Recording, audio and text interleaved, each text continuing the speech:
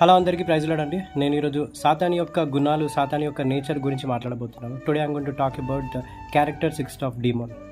So first of all, if you are possessed by demon, these are the symptoms you will saw in your body, in your environment, in your neighbors or colleagues. Entice, okay, you will entice. Harassment, okay, maybe it's physically, mentally, or physical harassment. Tormenting, so people will always target you. And third thing, compel. Fourth thing, enslaving. So if you are enslaved by anything, be careful in that area. Defile and deceiving and making people weak, sick and tried. In particular situation, I saw in one woman there is a 72 demons. So it's very dangerous. So if you are possessed by these 7 things, I speak that you will come out in Jesus' name. Thank you.